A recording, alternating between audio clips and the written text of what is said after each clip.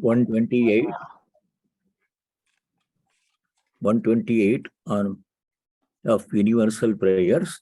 The first one on that page from Brahma Purana. Brahma Purana is one of the 18 major Puranas.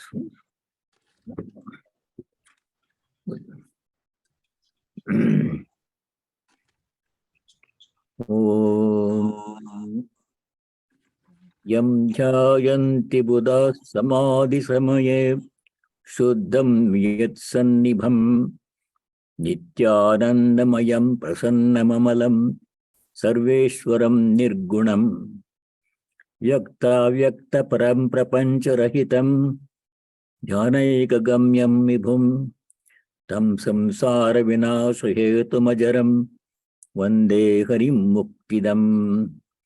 Om Shanti Shanti Shanti. Adoration to the Lord, the destroyer of all worldliness and bestower of salvation, the undecaying and infinite being, the one who is attainable through meditation alone, who is free from illusion and beyond the manifest and the unmanifest, the one who is of the form of bliss eternal, who is gracious, taintless, and without any attributes, who is the overlord, the one who is pure and limitless like space, and who is contemplated in samadhi by the wise. Om peace, may there be peace and joy in our hearts. May there be peace and harmony amongst all beings. May there be peace everywhere in nature. Now we are approaching the end of the Bhagavad Gita. The last section of this Bhagavad Gita deals with mostly with grace of God. In the beginning, the emphasis was on self-effort and work. And when we work in the way indicated as instructed by the Lord, offering all our work and the fruits of our work to the Lord, working with devotion as if it is worship, then what happens? We realize that everything happens by His grace. In the beginning, I am doing the work, I am the doer. That feeling is dominant. When we follow the instructions in the Gita, doing everything in an unselfish way as yajna. Whatever you do, do it as yajna, the Lord says in the 3rd chapter. Then what happens? Gradually we realize who is the doer. There is no such thing as the I am the doer. These notions are not accurate notions. The Bhagavan clearly says in the 11th chapter, sloka 33, Sri Krishna says to Arjuna, I am the doer, not you. Like Arjuna, all of us are thinking we are the doers. I am doing this work, this is the result. That notion is to be refined. At best, you are only instruments in His hands. The Jnani does not think he is the doer. When he says, I am not the doer, naiva kinchit karomi. All actions are happening at the body, mind, sense organ, sense object level. I am the Atman. That's Jnani's position. If you cannot do that, as a devotee, we can say, the Lord is the doer, I am the instrument in His hand. I am the doer, I can keep the eye, but I am only doing it as a servant, as a as worship, as offering, as service. That modified I is not harmful. Sri Ramakrishna calls it ripe I, Paka Ami. So the Lord clearly makes it clear in the 11th chapter, sloka 33, that I am the doer. Tasmat tvamuttishta yasho labasva jitva shatrun bhungshva rajam samriddham mayevete nigataha purvameva nimitta matram bhava savya sachin. 11:33. Maya eva, by me alone, the Lord Sri Krishna says, purvameva, already it's done. Ete nigataha. Ete means these people on the Kaurava side, whom Arjuna was thinking he is going to fight with. I have already taken care of that. Then what is your role, Arjuna's role? Nimitta matram bhava. Just go through the motions of being the instrument in my hand. So if we take that position, we'll be safe. Then the ego will be very much subdued. I becomes less and less, he becomes more and more. As that understanding matures, as we approach towards the end of the scripture, Bhagavad Gita, we realize it's all the divine grace. The Lord makes that. Mat prasada tarishyasi, he says, we are going to study that. By my grace, you will cross over the ocean of worldly existence. Tarishyasi, you will cross over by his grace. That is maturity of understanding. And that will come. It takes time for that to come. All of a sudden, it will not come. You have to go through the experience of life. You have to work. I'm the doer. I'm working. I succeed. I fail. All these stages you have to go through. Then gradually you understand, not I, but thou, O Lord. That is the maturity of understanding that we are reaching towards the end of the Gita. That we will see in the remaining last section of the Bhagavad Gita. So what we have been doing is, any person pursuing any line of work can reach the goal of realization by doing whatever his or work is, calling is, as worship, as offering.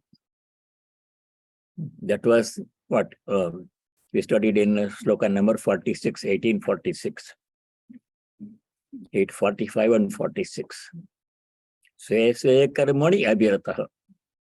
Every person engaged doing in one's own line of work. One does not have to change a line of work. All work is equally important. We make a gradation in our minds that certain positions, kind of work is important, brings visibility, fame, more rewards. And other kinds of work happens in the background. Nobody notices, nobody says, thank you. The construction workers, you see in summer, very hot summer, blazing sun, they are working, repairing the roads. When everybody else is in air-conditioned homes and cars. Or in the middle of winter, when it is snowing hard, middle of the night, they do construction because during the day there is traffic. So they are working in cold weather outside. Everybody else is sleeping comfortably in their centrally heated homes. They are working outside in the cold, in snow at night. So we don't want to do that kind of work, construction work.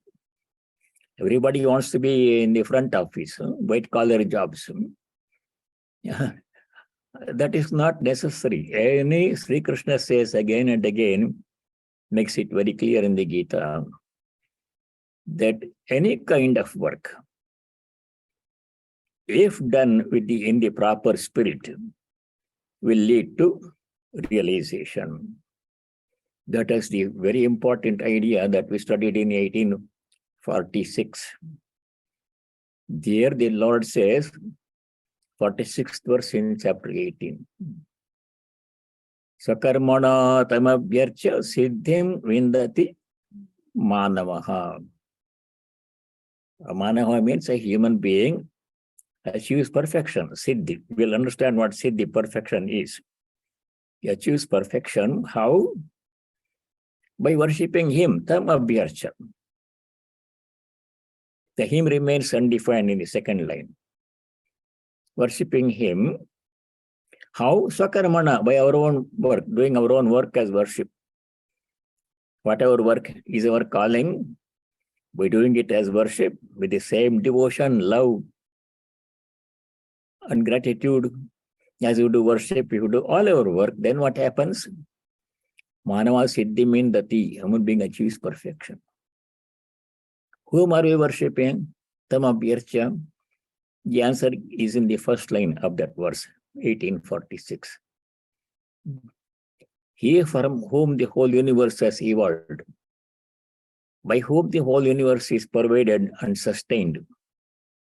Worshipping him through all our work, we achieve perfection. Yena saramidam tatam, yatah pravrittir bhutanam. First line of 1846. Yatah pravrittir bhutanam, yena sarvamidam tatam. From whom all the beings have evolved. All kinds of beings. In animate, inanimate nature, sun, moon, stars, galaxies, everything have evolved. Idam sarvam yena tatam. This whole universe is pervaded by him, the Lord. Tamabhyarcha, worshipping him. How? Different kinds of worship are there. You can do ritualistic worship, chanting mantras and doing the various offerings.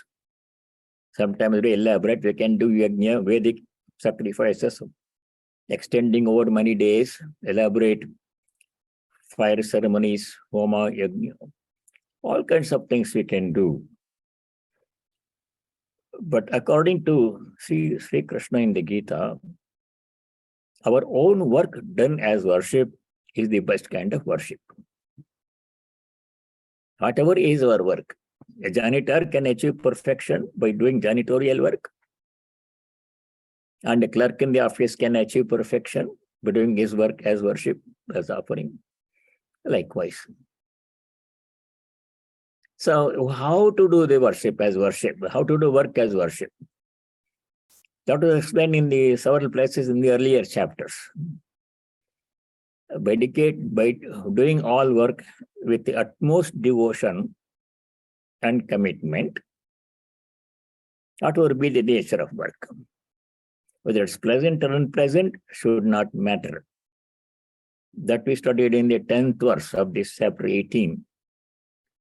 18:10, there the Lord said, if work is unpleasant, disagreeable, one should not despise it. If work is pleasant, agreeable, brings rewards, visibility, one should not become attached to it. Whatever is our work, regardless of the nature of the work, is all spiritual practice. All work leads to God, if done as worship of God. Means as an offering, not expecting selfish benefit for oneself from our own work, but may this work that I'm doing benefit all. If all benefit, I'll be benefited too. Not only for me, but in the interest of all. That should be our attitude in an unselfish way. Nadveshti akusalam karma. Chapter 18, verse 10. Kusalena anusajjate. Akusala karma means disagreeable work. Nobody wants to do dirty work, hard work, working on utility lines in the middle of night to repair electric lines. Dangerous, hazardous. But it is essential. Without that, how can people live in their homes without electricity? Every work is essential, has a place in whole of society. If everybody does their work as worship, there will be total harmony and peace in society. That is the central message of Karma Yoga in the Bhagavad Gita. So now, if we do that one, what is the benefit we get by doing that as worship? Manavaha Siddhi means that. Siddhi means what? Siddhi means perfection. Perfection means what? In what sense perfection? In the commentary, Shankaracharya says, defines the word Siddhi in this way. Brahma Jignasa Yogyata Lakshana Siddhi. Brahma Jignasa means inquiry into the nature of Brahman, ultimate reality. To inquire into the nature of reality, the mind must be pure, free from all blemishes, such as narrow-mindedness, selfishness, greed, anger, jealousy, etc. With an unprepared mind, we cannot study any subject, not only Brahman. You want to study subjects, academic subjects, mind has to be calm and peaceful. So for inquiry into the nature of reality, mind has to be completely calm and clean, free from all impurities. How that impurities are removed, how can the mind be made clear? Work done in the proper way, as worship, as offering, prepares the mind. Sakarmana tamabhyarcha manavaha siddhi mendati, acquires the ability, becomes qualified to inquire into the nature of reality. Who am I? Most of our lives, most of the people live, spend their time thinking they are the body and the mind. That is ignorance of our true nature. In the Upanishad, Vedanta says you are not the body mind, you are the Atman. One Atman in all. So to make that change in our understanding, we need the mind to be ready. With our ordinary mind as it is now, that understanding will not come. The mind always goes toward the body and the mind and our actions. I want this, I want that. If I do this, I'll get that one. That way we are living. It's not true life at all. So that is how we achieve perfection. What is reality? Ultimate reality, Brahman. Upanishads explain that one. Vedanta explains that one. That's only reality. Satyam, Jnanam, Anantam, Brahma. Satyam means something that is always there. It was always in the past, never absent. Present now will always be present. That is only the truth. And that is self. Or devotees call it God. All other things, they are not Satyam in that respect. Because they are not there before in the remote past. They are there now and they won't be there in the future. Some things come on and exist for a short time and disappear. Some things live for a long time. So that is changing. Comes and goes, limited. But Brahman is unlimited, eternal, infinite, undecaying, changeless, attributeless, pure consciousness. That's our true nature. That we have to realize. That is the perfection we are talking about.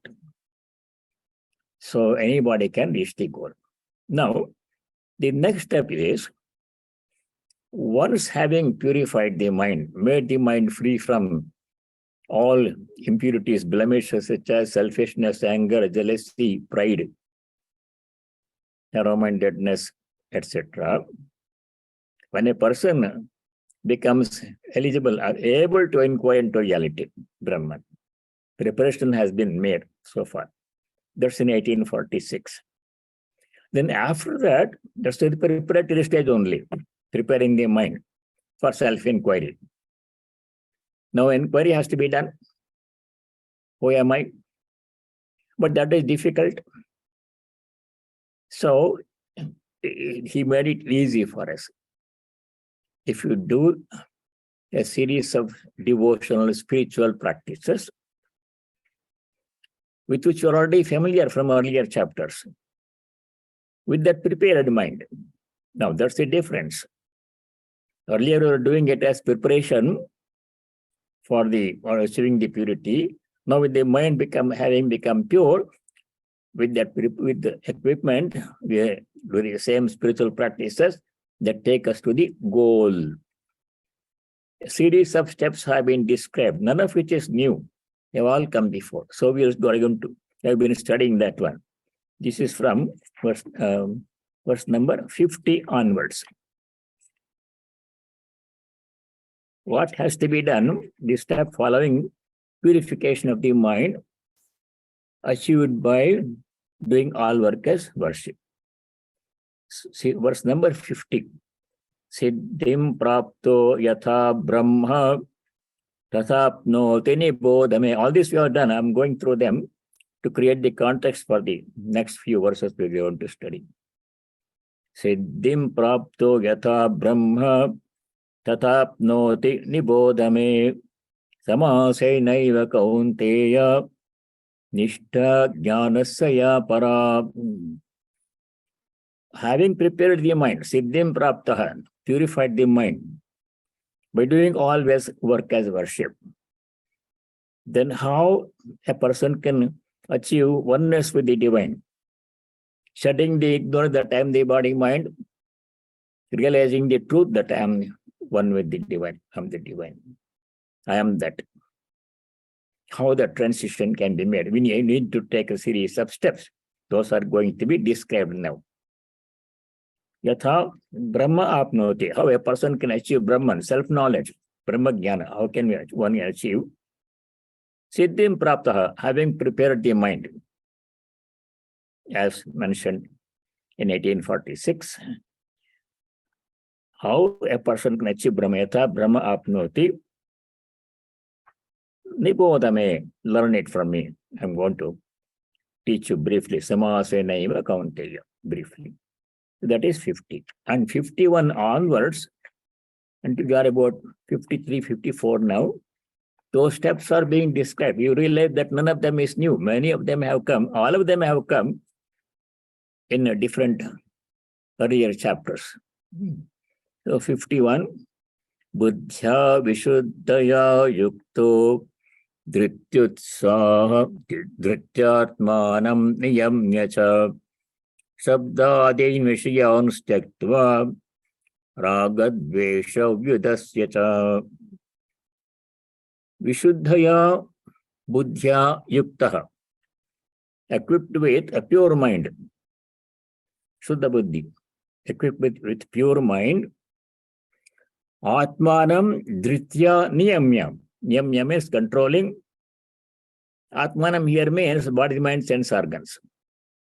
Not the Jivatma or Paramatma. Dhritya, with firm resolution, resolute effort. I'm going to control my body, mind, sense organs. Why do they need to be controlled? Because by their very nature, the mind, sense organs are made in such a way that they go out into the outside world and seek contact with sense objects, hoping that such contact will bring happiness. That's the nature of the mind and sense organs. Eyes want to see something very pleasant, good or bad is not the consideration. Pleasant, unpleasant. Ears want to hear something pleasant, nice, good or bad is not the consideration. Like that one. Tongue wants to eat something good for health or bad, does not matter. Something tasty, sweet, I want to eat, like that. Sense organs have that tendency that we studied in the Upanishads. Mind also wants to roam about here and there, thinking about pleasant thoughts, pure or impure thoughts, which we are pleasant, then we want to dwell on them. So that's a tendency of mind and sense organs. controlling the tendency, making all the sense organs and the mind focusing their attention on the self within. That's what is to be done. Otherwise, the whole life will be spent in worldly engagements, seeking pleasure here and there, realizing there's not true happiness, suffering pain and pleasure. Whole life will go with it. We don't want that to happen.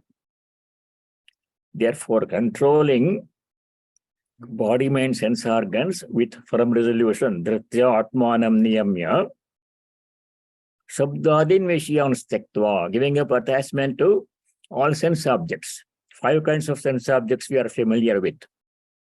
Things that we can see with our eyes, form, distance, color, beauty, shape. Things we can hear with our ears, sound. Things we can touch and feel, smooth, hard, rough, smooth, heat, hot, cold. Things we can eat and taste with our tongue, and things we can smell through 5 sense organs. We have to give up attachment to all these 5 sense objects. Use only when needed, only with required sense objects, not everything. That's how to control the sense organs. Shabdadin vishyan stektva, ragadvesha vyadasyata. This is 51. Ragadvesha means attachment and aversion. Always guided by likes and dislikes. Not necessarily by what is right and wrong, good or bad, but likes or dislikes. I like this one, so I do that one. I like this one, so I eat that one. Because I like it. Is it good for me? Is it necessary? That question is not raised. Dvesha, oh, I don't like that person. I don't like this job. I don't like this work. I don't like this place. So this is how our energy is dissipated. Time is lost. Precious time is lost. Instead of being guided all the time by our likes and dislikes, we should be guided by what is good for us, what is necessary. Do those things. And if something is not good, not necessary, you have to reject those things. This is a big distinction between what is good versus what is pleasant. Do you pursue what is pleasant, or do you pursue what is good? This is the distinction between Shreyas and Prayas that Yama explains to Nachiketa in the Kathopanishad. That is when we have to ragadvesha vidasyata, giving up attachment and aversion, not being guided by attachment and aversion in our actions and thoughts and speech, but what is good necessary for our spiritual growth. 51. 52. These are all things to be done. Vivekta sevi lagvashi yatava kayamanasaha. We studied this, we are repeating because they are important. 52. Vivekta sevi lagvashi yatava kayamanasaha dhyana yoga paro nityam vairagyam samupashritaha. Vivekta sevi means a person should habitually resort to solitary places. Not once or twice sporadically, but habitually, daily, if possible. Because if you're always accompanied by people, in the company of people, you are influenced by their very presence. Even if there is no interaction, no speaking, even if things are not only people, if many things are there unnecessary in a room, cluttered room, our mind is affected by the very presence. So we have to cut down unnecessary contact with people, and then resort to solitary place. It can be in one's own home. You don't have to go to the forest as people used to do in the earlier days. Not necessary. You can stay in your own home and find a separate room or place. And for a certain amount of time every day, you should have a personal time. At that time, no distraction, no phone call, no email, no text messaging, nothing, no conversation. That time should be reserved every day. Longer the better. That is essential for a spiritual practice. Otherwise, all the time we'll go away 24 hours, we'll go doing this and that. Nothing will be achieved. Vivikta sevi lagvashi. Lagvashi means a person eats light food, not too much food. If a person eats heavy food, then meditation, thinking, study becomes not possible. If you have to study for an exam, if you fill your stomach with food, then you feel sleepy when you sit down to study. Lagvashi, controlling our food. All the details came in the 6th chapter. Verses 16, 17, in chapter 6, there we studied how to control 4 things. Food, Yuktahara viharasya. activity, Yukta. Chapter 6, verse 16, 17. Nati ashnatastu yogosti nachaikantam anashnataha. Yoga cannot be possible. It's not possible for a person who eats too much, ati ashnataha. Nor for a person who eats not enough food at all. Anashnataha ekantam. Same thing about sleep, work and relaxation. Food, sleep, work, and rest. These 4 have to be moderated, not too much, not too little. So that is what he's saying. Lagvashi, yatavakka yamanasaha. You're doing 52. Vak means speech. Kaya means body, sense organs. Manas means mind. All these 3 instruments we have to control them and direct them in the proper direction for fruitful work, purposeful, useful work. Otherwise, their energy will be frittered away in unwanted activities. Mind, speech, and sense organs, 3 instruments, trikarana. How to control these things? We studied in chapter 17. Some disciplines for keeping the body in good condition. Shariram tapaha, 17:14, verse 14 in chapter 17. Some disciplines to keep the speech pure and controlled. Not saying anything we feel like saying. Waste of time, energy, and can create a lot of trouble by saying unnecessary things. So speech has to be modified. How to do that? 5 instructions in 17:15. Chapter 17, verse 15.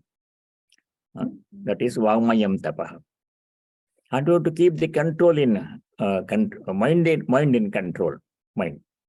If you don't control, it will go in 10 different directions and time will be lost. We don't even know what you've been thinking about. Whole day will go like that one. That is a waste of precious time we have. Time is a very limited resource which cannot be extended. So we have to use every precious moment creatively, usefully. How to do that one? 5 disciplines for controlling the mind. We studied in 17:16, verse 16, chapter 17. So we have to review those things. Yatava kayamanasaha dhyana yoga paravo nityam. Always in a meditative mood. The mind is always wandering here and there in worldly matters. Nothing fruitful can be achieved. Even to succeed in worldly life, one has to focus attention on one thing that's very important. Whatever work we are doing, research or education or study or engineering or whatever work we are doing, have to focus attention on that. Then that work will be successful. If the mind is wandering here and there, nothing can be achieved, useful. Jnana yoga paro, always maintaining a meditative mood, not letting the mind go on there into the worldly matters. Vairagyam samupasthitaha, renunciation, both internal and external for certain people, renunciants, and internal for householders. Now, all that we studied earlier. 52. More steps to be done. 53. Ahamkaram balam darpam kamam krodam parigraham vimuchya nirmamashanto brahmabhuyaya kalpate. Brahmabhuyaya kalpate means a person becomes fit, eligible to merge in Brahman. our true nature. Giving up attachment to body-mind, giving up the erroneous notion that I am the body-mind, and then realizing our true nature is the infinite self. One can achieve that one will become eligible to achieve that one, Brahmabhuyaya Kalpate, when all these things are done. In addition, in 53, Ahamkaram, Balam, Darpam, Kamam, Krodam, Parigraham, Tyaktva, Vimuchya. Vimuchya means giving up these 5-6 things. Have to give up. Vimuchya. What are they? Ahamkaram, egotism. I am such and such a person, and I am different from other people. I have this other special quality. I all the time. Ahamkaram, referring to the body-mind. And then Balam, brute strength. Strength is necessary. A weak person cannot achieve anything either in the worldly sphere or in spiritual line. In the Upanishad, it says a weak person does not have enough mental, moral strength, but cannot achieve, make progress in spiritual life also.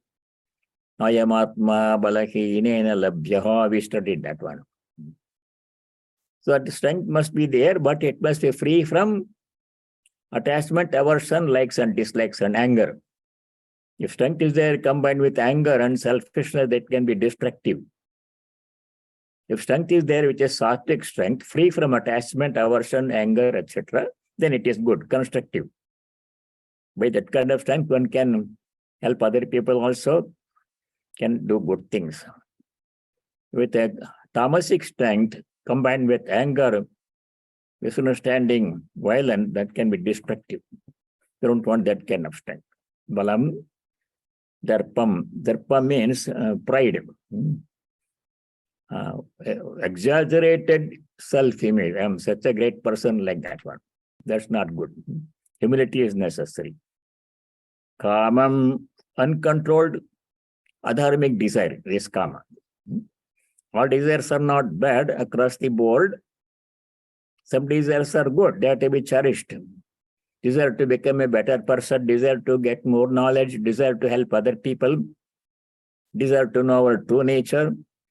These are to be cherished. These desires are good. Bad desires we should not have. Kamam, krodam, anger is destructive. When a person is angry, a person really becomes, loses ability to think clearly. Person becomes insane. Some defendants in a court, they plead insanity. The person was not in good frame of mind when he did this crime. No, that because of anger. When anger comes, it submerges our discrimination, ability to think clearly. We forget where we are, who we are, what are the right thing to say and do, we forget. We end up doing and saying wrong things under the influence of anger, and then afterwards, when the anger passes away, repent. Too late. Anger is the enemy, should be controlled. In the 16th chapter, previous chapter, we studied there are 3 gateways to suffering. 16:21. Trividham narakasyedam dwaram nashanam atmanaha. Naraka means a place of suffering. There are 3 big gateways to that place of suffering. That means 3 things lead us to suffering. What are they? Kama, krodha, lobha. Uncontrolled adharmic desire, kama, krodha, anger, and greed, lobha, greed for more. Contentment must be there. So that krodham, parigraham. Parigraha means accumulating things, unnecessary things. We should keep only what is necessary, minimum, basic minimum requirements we should keep, nothing extra. Extra possession does not bring extra happiness. Minimum needs are necessary. Money also, basic amount of money we need for fulfilling the needs, maybe plus a little bit more for safety, necessary. Good, everybody should have that one. Nobody should be indigent. But more than that, out of greed, if a person accumulates more and more money, that does not necessarily bring more and more happiness. There is no connection. between extra money and more happiness. Not necessary. So that should be given up. Parigraham. Aparigraha has to be followed. Aparigraha means not accepting anything that is not really necessary, even if it comes free. Vimucha, giving up all these things. Nirmamaha, becoming unselfish. Mama means mine. If we call everything mine, this is my body, this is my house, this is my child, this is my money, my job, my mind all the time. If we take a few moments and think deeply, clearly, really there is not one thing that we can really call mine.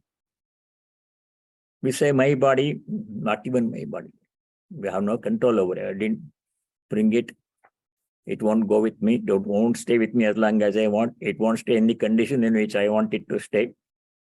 Not mine. Nothing is mine. Nirmama means giving up the notion that nothing is mine. Owning everything, this is mine, this is mine. Some people put the label mine on other people's property also. It happens in some workplaces. Somebody does the hard work. Next person claims that has his work and claims credit for that one. Claiming somebody else's work as my own work. That is not good. Nirmama Shantaha. Nirmama Nirashe Nirmama Bhuvatva Yuddhasvagita Dwara that we studied in the earlier chapter. Chapter 3, verse 30. There Nirmamatva came. Nirmamaha Shantaha. Always remaining peaceful, not allow the mind to become disturbed by what other people say and do. We don't have any control about what other people say and do. If you are react to everything and become sensitive to everything, then we'll never be happy. We'll hand over the control of our happiness to other people. They can press buttons and make us jump up and down. We keep our peace of mind independent. We don't depend upon, or for our peace of mind, we don't depend upon what other people do and say. That will never be peaceful. Peaceful unconditionally, without depending on others. We want other people to always praise us, say good things about us. Doesn't happen. Shantaha, remaining peaceful under all conditions. Even when the disturbing conditions come, remaining peaceful.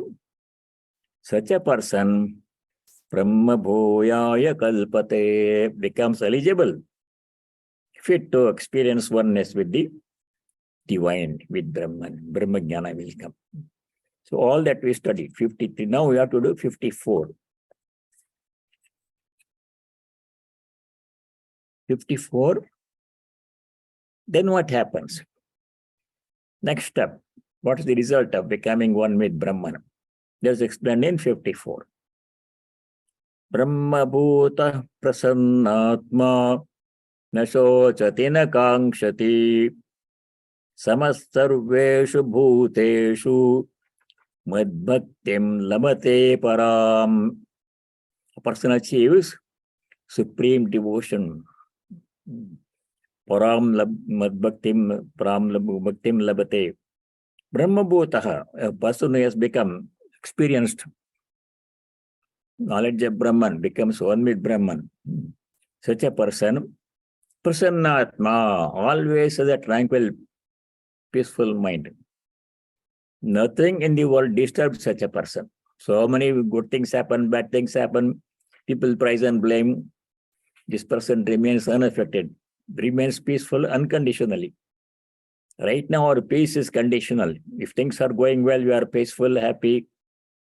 Something goes wrong, we are not peaceful. We become agitated, sad, angry. That's how it is at the present. No, that's not the ideal condition. We should be unconditionally peaceful. Because we have no control over external situations. What happens in the world, what other people do, there's nothing we can do. We have to learn to be peaceful independently of those things. Prasannatma, always the tranquil mind. Nashochati na kankshati. No grief, no desire. Whatever loss happens, we become sad when something dear to us is lost. Because we have become attached to that one, we want that in our lives. Without that, we become miserable.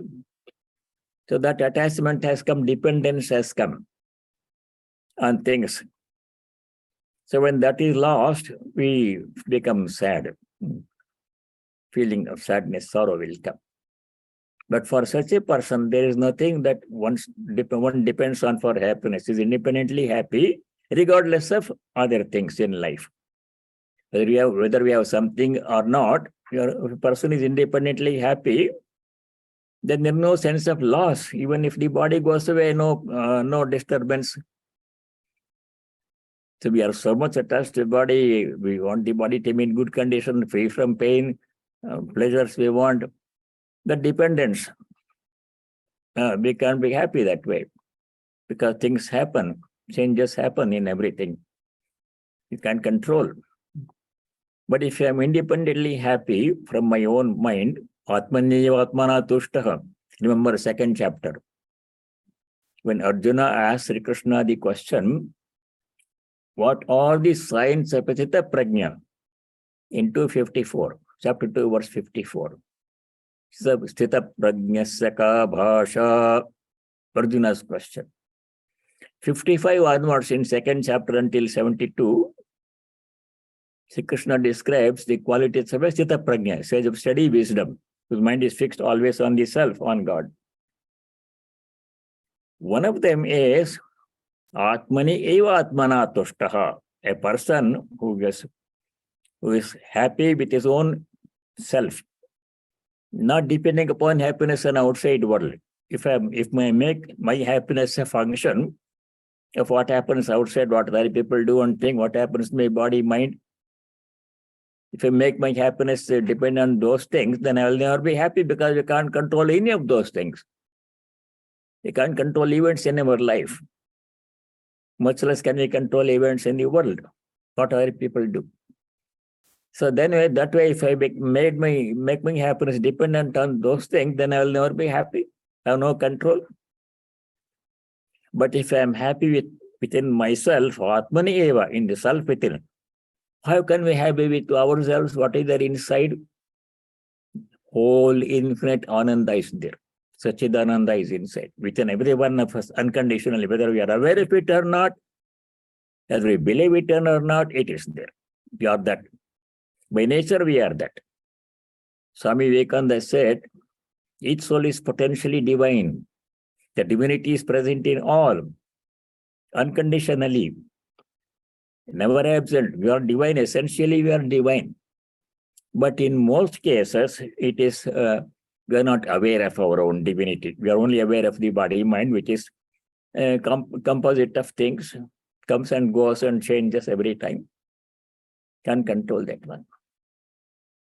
So the truth is we are that divine. And you don't need an external thing to make us happy, really. Though that's the present dependence. Right now, I want my happiness depends upon what happens. My body must be in good condition. People must be nice to me. Workplace must be nice, stress-free. Family must be nice. Then I'm happy. But how can we control any of these things? There's no peace.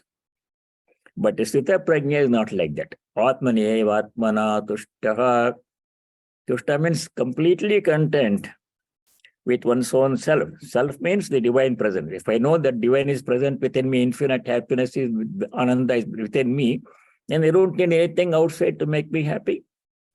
That is true happiness. True happiness has to come from within, not from outside world. We cannot depend on outside world to make us happy. No control there. Such a person, Atmanya Atmana Tushtaha, for such a person, there is no grief, there is no desire. If one is totally 100% fulfilled within oneself, then what other external thing is needed to make me happy? More money does not necessarily make me happy because I'm already 100% happy. I can't go more than 100% from within, from the self within, from the Atman within. Sachidananda is there. I'm happy. Nothing more A few extra dollars and another person praising me does not add any happiness to me. I'm 100% happy. Can't increase 100%. Such a person is unconditionally happy, no matter what happens in the world. Nakankshati, no desire for such a person. Desire means I lack something. If that missing thing is supplied, I'll be happy. Desire means a feeling of emptiness, certain gap in my life. That's desire. I don't have something, and if I acquire that thing which is missing, that makes me happy. That is desire. A childless couple, they want a child. That makes them happy. Child is missing, not there now, absent. But their happiness is not complete because there is no child. If child is born, I'll be happy. That is the expectation of happiness from the outside object. That is not true happiness at all. If a child comes, there is no guarantee to bring happiness. It may bring happiness, it may bring pain, it may bring a mixture of both. There is no way to control that. So we can't depend upon external things for happiness. That is true happiness that comes from within. For such a person, there is no desire for outside objects. Nothing can make the person happier than he is already here, 100% happy. Ashokchati, no grief, it cannot be lost. Grief comes when we lose something, which we value. But there is nothing, I cannot lose myself. I can lose everything else, but not myself. And myself is always there. I am that. So that can never be lost. There is no cause for grief there. Nakamshati, Nashvochati, Nakamshati. These are the benefits of self-knowledge. Then we go to 55. Then what happens? Bhaktya mam abhijanati yavan yaschasmi tatvatah tato mam tatvato jnatva vishate tadanantaram. Anantaram, after that what happens? Mam bhaktya abhijanati. With devotion, a person gains knowledge of the self. Mam means me means the Lord. A person understands me, knows really what is God.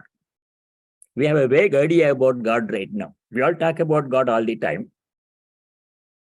But do we know what God is really? We have no clear idea. You have some vague ideas about God, depending upon whom you ask. If you ask some one person, what is God in your opinion? If he's a Vaishnava, he says, my God is Vishnu. He lives in a Vaikuntha in his place with Divine Mother Lakshmi, and he is my God. He is all-powerful. He creates the world, he blesses the world, he maintains the world, he brings us happiness if we worship him. He is my God, Vishnu, he says. That's his understanding of Vishnu, of God. Other person may give a different answer. If you ask him what God is, what do you think God is? That one says, God is Shiva. He lives in Kailasa with Parvati. And he is the creator. He protects everything. He sustains everything. He is my God. I want to know him, go to him. I want to go to Kailasa. That's my liberation. He thinks like that. If you ask somebody else what is God, that may say, my God is Allah. He lives in the heaven, like that one. So we have some idea we have, but don't know clearly what is God. But when we get this kind of devotion, bhaktya, pure devotion to God, as a result of doing all these other disciplines, then what happens? Mam abhijanati. A person has very clear idea of God, understands what God is truly as he is. Yavan yashtasmi. Yavan means the immanent aspect of God, the whole universe is Brahman alone. Upanishad says, Sarvam Kavidam Brahma. What is that? That clear understanding will come. Now we have a very good understanding. Our understanding is now based upon our book knowledge, not direct experience. This gives us experience, true experience. Something can be only by experience, not by reading books or anything. If to know a certain thing, we should experience it. If we read about it, it will not give us, it gives us second-hand information, what other people said about it, whatever it is. If I want to know how a mango tastes, I must eat mango, experience it. Then only I know how mango tastes. If you read about mango, then I don't get a clear idea of the taste of mango. Experience. Same way about God. All we know about God is what we have heard from scriptures, what the elders have said, what people have said, saints have said. But I must know Him directly from experience. That will come. Yavan means experiencing divine presence in everything in this visible world. Everything is He. He himself has become the world. That's what scriptures say. That we experience. Yastra means a transcendental aspect. Both aspects of God we will know by direct experience. That is true knowledge of God. For that to happen, I must do all these things. Tato mam tattvato jnatva. Tattva means as is. That means that. Not as understood by the mind, not as heard from other people, from books and scriptures, but tattva means as God is. Actual knowledge of God, gained from experience of God, will come then. Tato mam tattvato jnatva vishate tadanantaram. Vishate means enters. Enters means not like a person entering a building, standing outside and door is open, we enter. Not like that one. There are no two things. Vishate, entering, means what happens is at that stage, our true nature, which is divine, according to scriptures and saints, which is always the case. Even now we are that, but we are not aware of our divinity, or only aware of our body mind, which is composed of sattva, rajas, and tamas, composite, good and bad combined. That's all we are aware of right now, mind. It's not our true nature. There's not complete understanding. Our true understanding comes from the experience of a divine presence within us. That will happen. Vishate enters means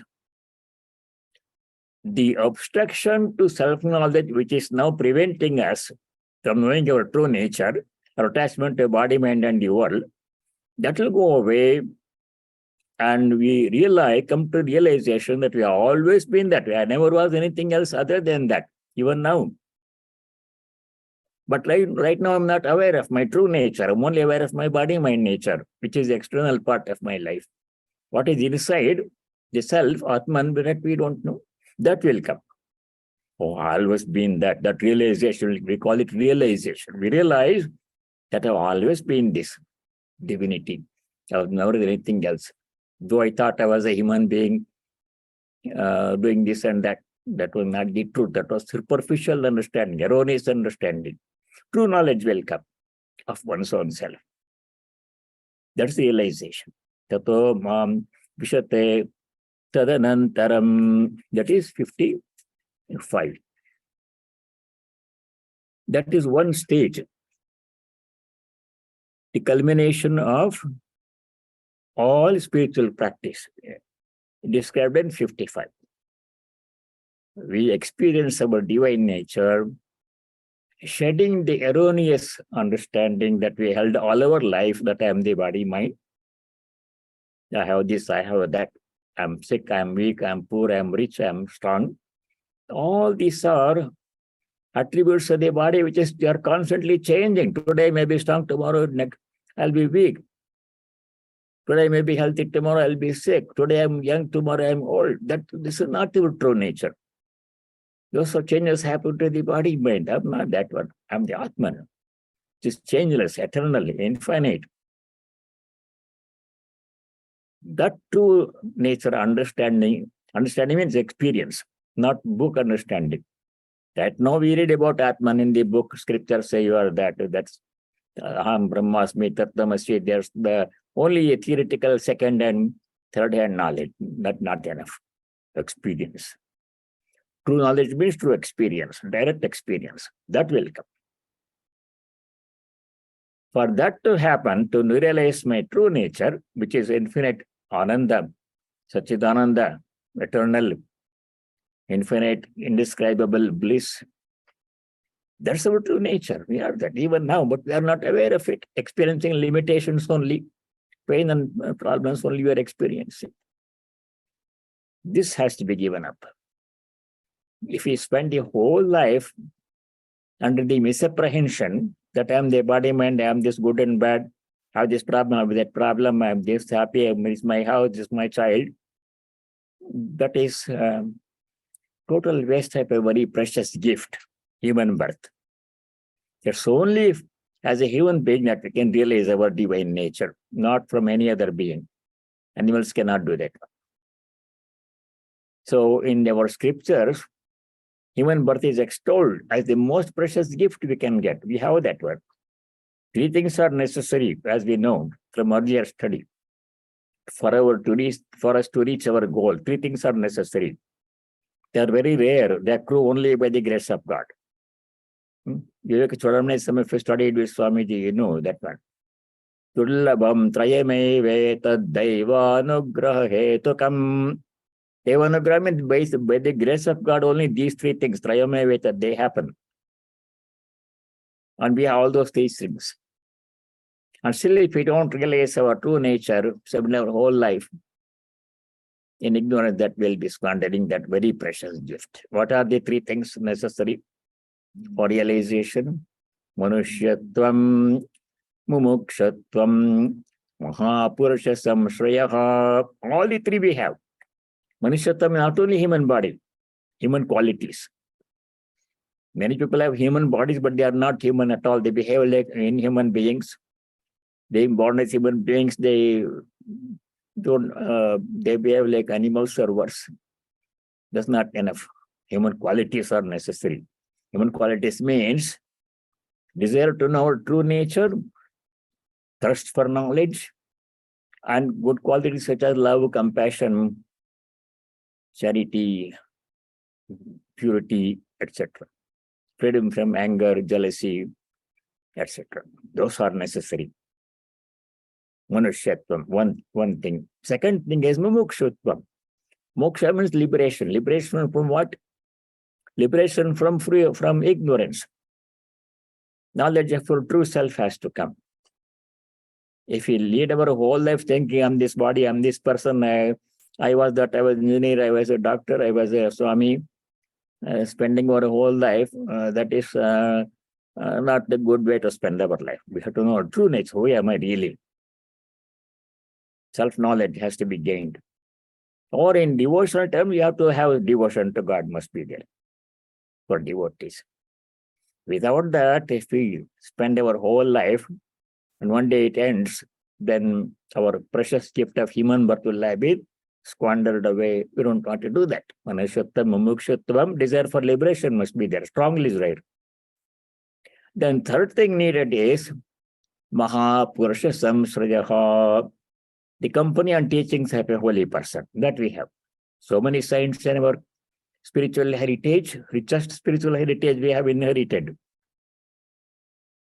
So many saints, so many scriptures, so many holy people leading their lives and teaching by example. So much inspiration. In spite of all of that, if we don't achieve liberation in this life, then we will have wasted this precious opportunity. Therefore, we have to spend every moment contemplating these things. We'll stop here. We'll continue from verse 57 onwards next time. And the remaining portions, except the one verse 66, that 66 verse is most important verse in the Gita, whole of Gita. It's called Charama Sloka. Charama Sloka means ultimate teaching. All the teachings we have got from So in the 17 chapters up to now, this exceeds all of them, supersedes all of them. Charama sloka. Sarvadharman Parityaja. That one we'll study. And after that, until 78, they are the conclusions. They won't take much time. So let us say the closing prayer. Om Sarve Bhavantu Sukhinah, Sarve Santu Niramayah, Sarve Bhadrani Pashyantu, Ma Kaschid Dukkha Bhag Bhavet. Om Shanti Shanti Shanti. Can you bring that? I forgot. So next Saturday.